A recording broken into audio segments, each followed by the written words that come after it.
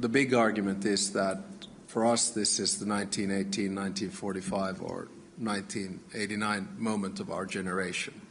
It's a moment when the world order balance and dynamics are changing. President of Finland just admitted that the world order is changing right in front of us. And this is our 1944 or 1945 moment where we are going to create a completely new global financial system. This is going to change the way you make money, the way you save money, but most importantly, trillions of dollars are going to move from the hands of one group of people to another. Baby boomers and Generation X in America have been the wealthiest people history has ever seen. But they created so much wealth under the previous world order. And since we are moving and creating a completely new system, trillions of dollars are going to move from their hands into a completely new generation. So here in this video, let me show you why we need a completely new world order, why so many countries are fed up with the previous world order and they want to change it. So if you're ready, give this video a thumbs up and let's dive right into it. To understand why we are creating a new world order, we have to understand how the previous world order was created. And it all started back during the Great Depression. A huge financial crisis is the reason why world orders usually change. That's when the US economy completely collapsed, and because the British economy was also heavily dependent and integrated with the US economy, the British economy has also collapsed, and the entire European continent saw one financial crisis after another, and some of these nations completely lost control of their currencies. And this financial crisis led to the greatest crisis in human history that we call a world war, where the entire world suddenly was fighting one another. This world resulted in a completely destroyed Europe, but beside Europe, China was also destroyed, Japan was destroyed, and pretty much most of the developed countries were one way or another destroyed. Britain was bankrupt, and this was essential to the global economy because Britain was the country that controlled the global financial system. It actually set up the previous world order, but because it was bankrupt, it no longer could continue the previous world order, which means that we need a completely new world order. But when they decided to create that new world order, they realized that the United States represents half of the global GDP. How can we possibly let Britain to create the new world order and the new rules for this order when the United States represents half of the global economy? Which means that the new world order is going to have a completely new leader, and that is Uncle Sam, the United States of America. So the new world order would act based on a few fundamental principles, and they will be governed by a few institutions. Now, first of all, this new world order is going to have a completely new currency. It's no longer the British pound, but the US dollar. And to make sure that all countries are deeply integrated with the US dollar, they created two financial institutions. The first one is IMF, the International Monetary Fund. The US dollar was connected or backed by gold, and all other currencies were connected to the US dollar. And the job of the International Monetary Fund is to ensure that every single currency is deeply integrated with the US dollar. And if they have any kind of problems with their currencies, the United States is going to offer them US dollars, which they will use these US dollars to stabilize their currencies. Because at the end of the day, a currency is like a commodity in the market, and its price is determined by supply and demand. So if your currency is getting really weak, you can take a loan from the International Monetary Fund, take these US dollars, artificially buy your own currency in the market, and that will strengthen your currency. And vice versa. You can sell a lot more of your currency in the market, and that will weaken your currency. So because the United States was the only country that could actually print these dollars out of thin air, it started offering these dollars to the rest of the world through IMF as loans. And that also helped the rest of the countries to connect their currencies to the United States.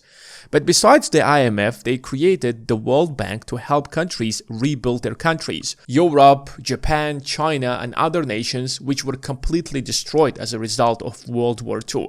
And they needed loans to build their basic infrastructure, such as roads, schools, hospitals. And all of these loans were provided mostly by the United States, through the bank that we called World Bank. The next organization that they created is the United Nations, where they will establish the rules of the game, the rules of the new world order. So these two organizations would control the new global financial system, and the United Nations will control the global world order. Besides that, they also wanted countries to trade between one another, and that's why they needed World Trade Organization. So if you want to be part of the World Trade Organization, you can trade with the rest of the world, but you gotta follow the rules. And who is going to establish those rules? Exactly, the United States and its allies. And you cannot possibly have a world order if there isn't a military alliance that is going to protect it, which is why they created NATO back in the days. But the problem is that right now the United States is actively trying to get out of all of these organizations. First of all, the United States has threatened multiple times that it's going to pull out of NATO if NATO is not going to do X, Y, and Z. In fact, with the invasion of Greenland, there is a high probability that it's literally just going to be the end of NATO. Secondly, the United States is actively trying to move away out of many organizations that are under the United Nations. And I wouldn't even be surprised if in the next couple of years, the United States will actually get out of the United Nations. It already got out of 66 organizations that are under the United Nations. The United States is also accusing World Trade Organization that it's being controlled by China and we have to get out of it. Getting out of the World Trade Organization means that there are no rules or international rules to establish global trade, which means that everybody is theoretically going to come up with his own rules, which means that we need a completely new system for countries to trade between one another. So if the United States is going to get out of the World Trade Organization, then it's no longer going to have power because most of the rules were enforced by the United States. And Project 2025 that you probably have heard about it is also suggesting that the United States should actually isolate itself from the rest of the world and get out of the International Monetary Fund and World Bank. And these two organizations, remember, created the modern financial system, the world order, the economic financial system. And that's why the entire system is collapsing right now. Now, the question is that, are we actually having our 1945 moment? The truth is that no, this is not 1945 moment, because that moment was after the world realized that we need a new system right now after a huge crisis, after a huge, first of all, a financial crisis, and then a completely world war that destroyed the system. So right now it feels more like we are in 1930s when we realize that the system is no longer working and we have to change it. I'm not suggesting that we're about to face a world war, but it doesn't feel like 1945. It feels like 1930s because most of the Western economies are on the brink of catastrophe. Let me show you why most of the Western countries no longer like the current global world order. If you look at the nations that have the highest amount of debt, at the top of the list you see countries such as Sudan or Bahrain or Maldives. These countries are not rich. These countries are either in civil wars or extremely poor, and they're insignificant in the global economies. But most importantly, what you see at the top of this list are some of the wealthiest nations in history. Look at Japan, which is probably third or the fourth largest economy in the world. The United States is number 8, which is the world's greatest economy. France is at number 9, which is also one of the most important economies in the world. Italy is at the top of the list. The United Kingdom, Belgium, Canada. So why are the wealthiest economies in the world have the highest amount of debts? Well, some economists might tell you that having so much debt is insignificant. When you look at the details, you realize that so many of these governments are struggling because they cannot possibly make their interest payments. And because interest payments are such a big burden on their shoulders, they're trying to raise their taxes and cut their spending, which is leading to unrest in these countries, such as the United States right now, France, the United Kingdom, you name it. When you have a lot of debt and there is high inflation, it is going to lead to high interest rates. And high interest rates means that you are going to make a lot of interest payments. Imagine you have borrowed $1 million at 1% interest rate. Now, 1% interest rate is $10,000 out of $1 million. So if you are making more than $10,000 annually, you can easily sustain that debt because you simply have to make a $10,000 interest payment.